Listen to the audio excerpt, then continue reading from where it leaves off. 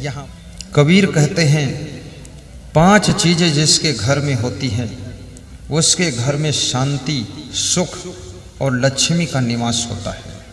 Number 1, आपातजय। जिसके घर में किसी के पास में अभिमान नहीं है, मैं का स्थान नहीं है, सभी सरल हैं, सभी विनम्र हैं, ऐसा जो घर है वहां पर शांति का निवास होता है। सोने की लंका में रावण को शांति क्यों नहीं मिली, मंदोदरी को भी शांति क्यों नहीं मिली? क्योंकि रावण के पास में मैं था, अहंकार था, अभिमान था, इसलिए शांति वहां नहीं मिली। राम भगवान को वनवास में भी शांति क्यों मिली? क्योंकि उनके पास वनवास में महल तो नहीं था, लेकिन मैं भी नहीं था, अहंकार भी नहीं था, इसलिए भगवान को जंगल में भी मंगल है और रावण को महल में भी शांति नहीं मिली है। इसलिए अपने अहंग भाव को निकाल देना। आपातजय हरि भजन। सर्विस करो, राजनीति करो, लेकिन भजन सत्संग से जुड़े रहो, हरि का भजन करो। हरि का भजन क्या है?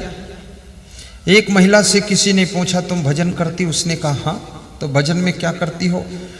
तो उसने कहा सवेरे सोकर उठती हूँ, स्नान करती हूँ और 2 अगरबत्ती मंदिर में जला देती हूँ, बस भजन हो गया, हाथ जोड़ देती हूँ।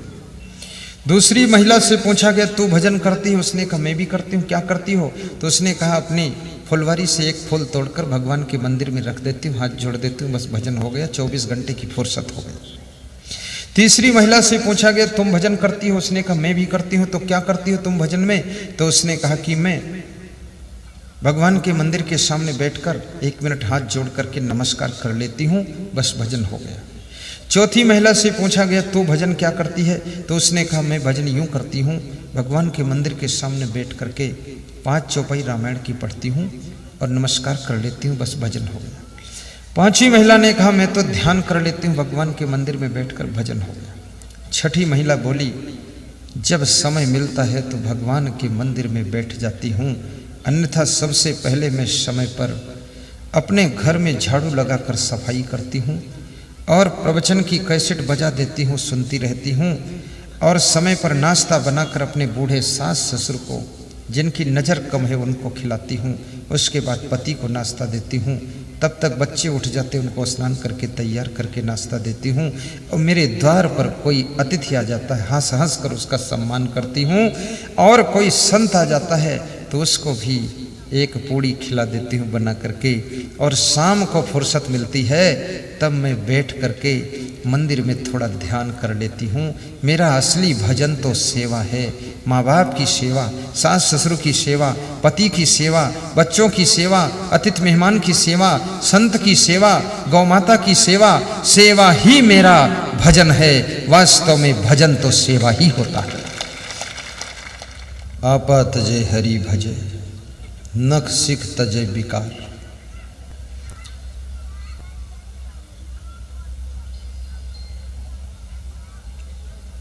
नख से लेकर के शिखा तक जो आपके मन में विकार है, जो दिमाग में बेकार बातें आती हैं, कबीर कहते हैं उनको त्याग करने से घर में शांति का जन्म होता है। आपका मन ऐसा जंक्शन है जहां पर तरह तरह की बातों की भीड़ मची रहती है और मन की आदत है पॉजिटिव बातों को ये भूल जाता है और नेगेटिव बातों को संभाल कर याद रखता है। तुम्हारे लिए किसी ने कुछ अच्छा किया है उसको तुम भूल जाओगे, लेकिन किसी ने बुरा किया है ये मन उसको संभाल कर रखता है और कभी भूलता नहीं। और समय समय पर बीच बीच याद कर कर के मन दुखी होता है कि उन्होंने 10 साल पहले हमको सताया था। और नेगेटिव की बातें इतनी आपके पास स्टॉक में हैं कि उनको जब जब तुम याद करते हो तब तुम दुखी हो जाते हो। पॉजिटिव बातों को याद करो, नेगेटिव बातों को याद करने की आदत को छोड़ो। तुम्हारी वाइफ ने तुम्हारे साथ में कोई गलती किया है, उसको भुला दीजिए। जो उसने तुम्हारे साथ में बहुत कुछ अच्छा किया है उसको याद करके प्रसन्न होइए। और इस माया के संसार में गलतियां न चाहते हुए लोगों से हो जाती है। मनुष्य गलती का पुतला है, ये अक्सर हो ही जाती है।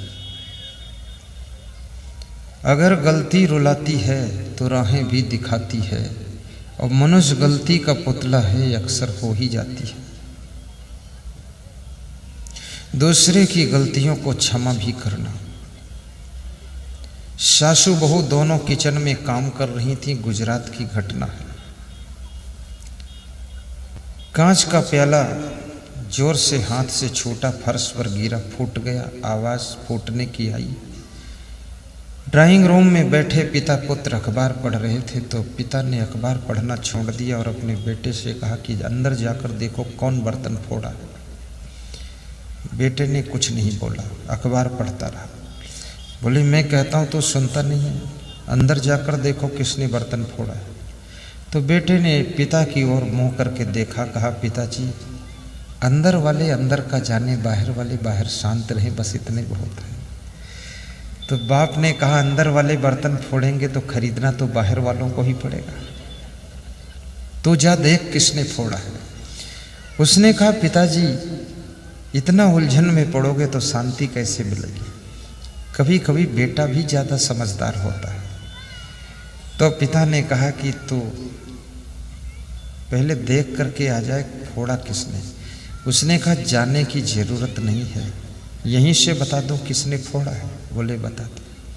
कहा मेरी मम्मी ने फोड़ा है। बोले तेरी मम्मी ने फोड़ा है, तेरी पत्नी क्या नहीं फोड़ सकती है। बोले पत्नी नहीं फोड़ सकती है क्योंकि वो बहुत समझदार है। बोले मम्मी का वो शुरू से ना समझ है। तू अपनी मम्मी को ना समझ बताता है, पत्नी को समझदार बताता है। बोले मैं नहीं बताता हूं, जितने लोगों की नई नई शादी होती वो सब अपनी अपनी पत्नी को समझदार बताते हैं।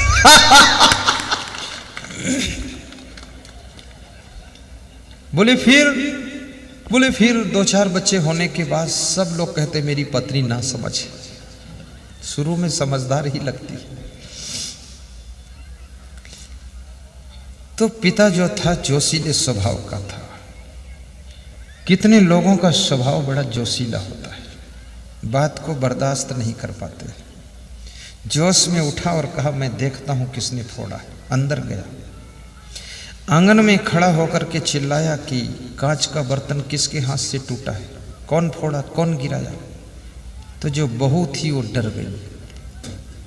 उसने सोचा नई नई आई हूं, ससुर के स्वभाव का कुछ पता भी नहीं है, सबके साथ में एडजस्ट होना बहुत टाइम लग जाता है। तो बहू किचन में छिप जाती है और अंदर से सासू निकलती है और उसने कहा मेरे से फूटा है, क्या करोगे। तो वो ससुर बोला कोई बात नहीं, फिर तो कुछ नहीं करूंगा। और वापस आकर अखबार पढ़ने लगा। बेटे ने पूछा पिताजी कौन फोड़ा है। बोले तू पूछ मत दोबारा, तेरी माँ ने ही फोड़ा है। बोले तो कुछ समझाया उसको। बोले उसको मैं ब्रह्मा भी नहीं समझा सकता, तेरी माँ मैं समझाऊंगा उसको। तो बेटे ने कहा पिताजी मैंने यही बता दिया था कि मम्मी से फूटा है, तुम वहां फालतू गए मेहनत करके। तो बाप ने पूछा कि बेटे तुझे कैसे पता चला कि तेरी माँ से फूटा है।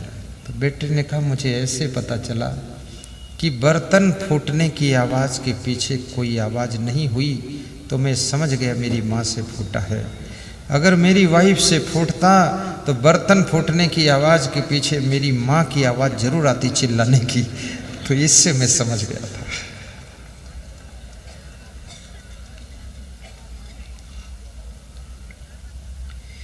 क्षमा बड़न को चाहिए, छोटन को उत्पात, विष्णु की क्या घट गई, जो भृगु ने मारीला। विष्णु की क्या घटे गई, जो भृगु ने मारीला। क्षमा बड़न को चाहिए, छोटन को तपा। बड़ा हुआ तो क्या हुआ, बोले नाही क्षमा। बड़ा हुआ तो क्या हुआ, बोले नाही संहार। हते पराई आत्मा, जीभ बांधे तलवार।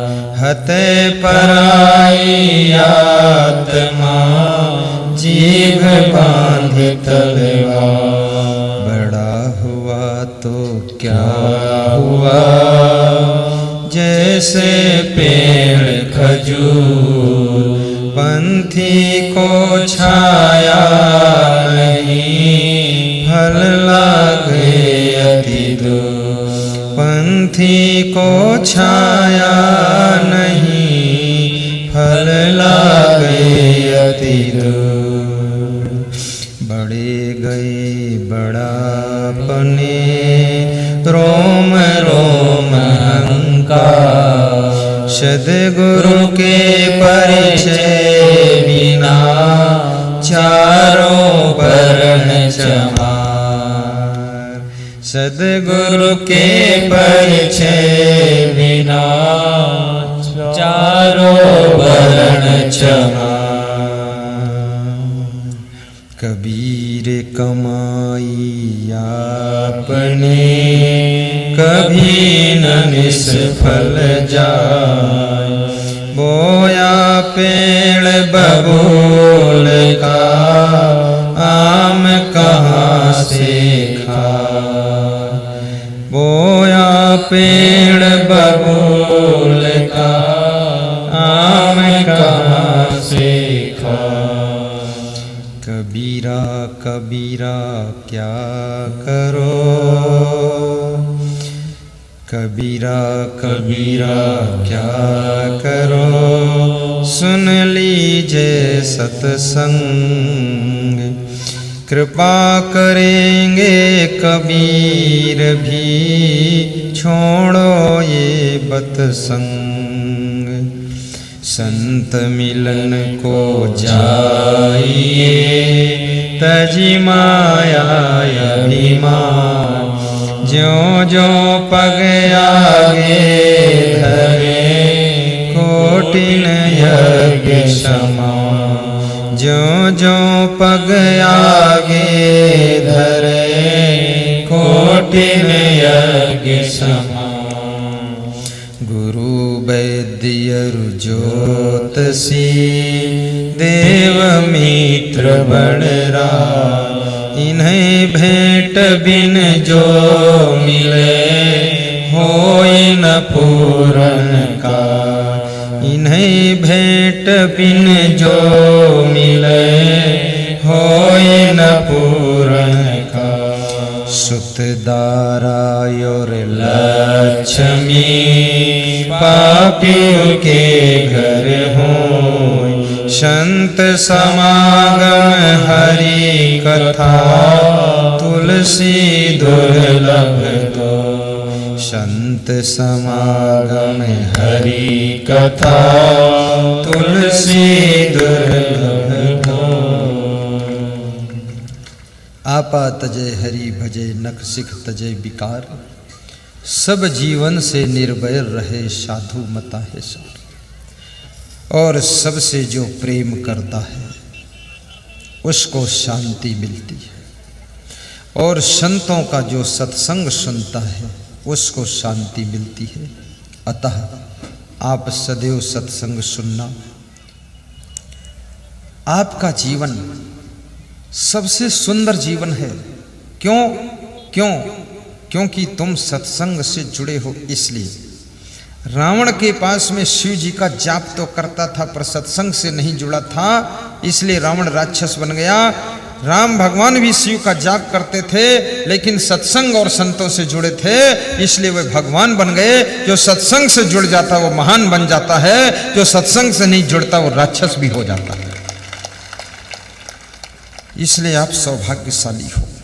जिस समय तारा का पति बाली भगवान श्री राम के हाथों से मर गया, याद रखना तुम किसके हाथों से मरोगे? तुम किसी के हाथों से नहीं मरोगे, तुम खुद के हाथों से मरोगे। बाली तो भगवान के हाथों से मरा था। भगवान के हाथों से मरने के लिए बहुत पाप करना पड़ता है। भगवान बचाए कि भगवान के हाथ से मरो मत, क्योंकि इतना पाप करो मत। भगवान को मेहनत कराओ मत, खुद के हाथ से मर जाओ, लेकिन फिर भी जहर खाओ मत। चलते चलते चलते चलते जिंदगी समाप्त हो जाए। लेकिन मरने से पहले जिस काम को करने के लिए तुम आए हो, नंबर 1 भक्ति, नंबर 2 आत्मा का उद्धार, उद्धरेत आत्मनः न आत्मानम अवसादयेत। इस आत्मा के उद्धार के लिए आए। श्री राम से विलाप करती हुई तारा बाली की पत्नी रोती है और कहती है, आपने मेरे पति को गति दिया कि दुर्गति दिया कि सदगति दिया, पर मेरा पति चला गया। और अपने पति की लाश को पकड़कर रोती है।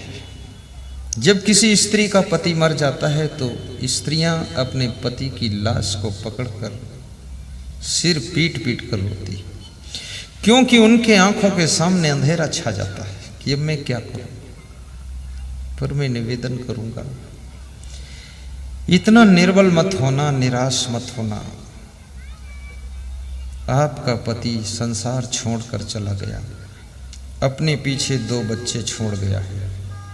उन बच्चों का पालन पोषण कीजिए, उनका सहारा पकड़िए। हर नारी का पति संसार छोड़कर जाता है, हर पुरुष की पत्नी संसार छोड़कर जाती है, हर बेटे का बाप दुनिया छोड़कर जाता है, हर बाप का बेटा कभी कभी पहले चला जाता है। याद रखना, इस दुनिया में कोई सीरियल नहीं है, यहाँ बिना लिस्ट के ही काम होता है। जो सेट हो गया वही आगे चल देता है।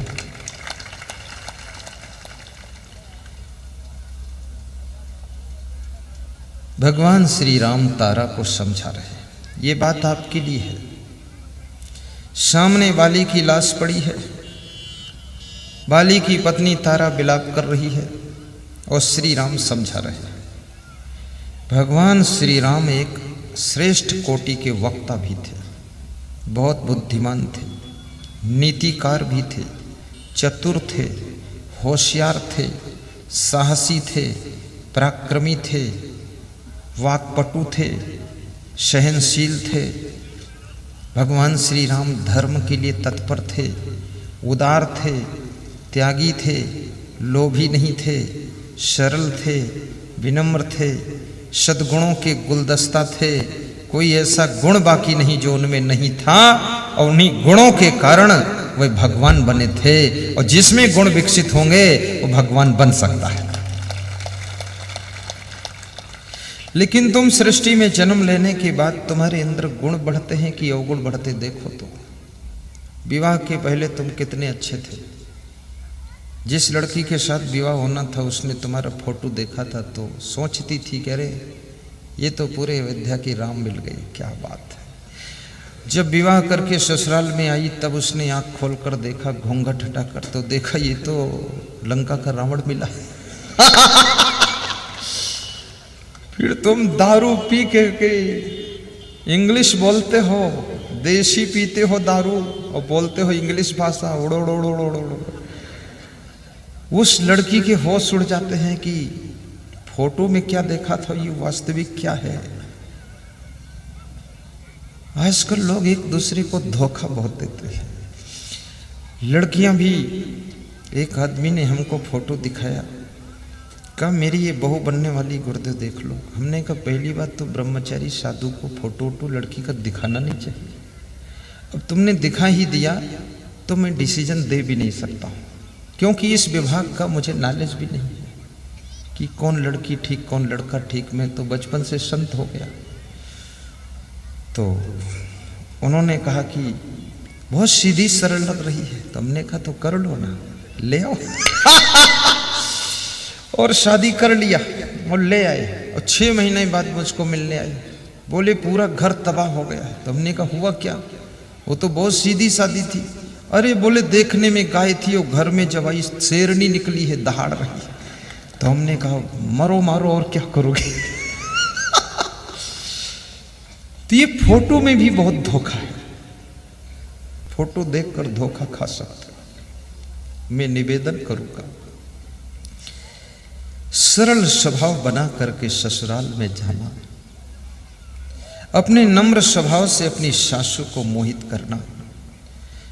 याद रखना पति को बस में करना आसान है, लेकिन अपनी सासू को बस में करना कठिन है।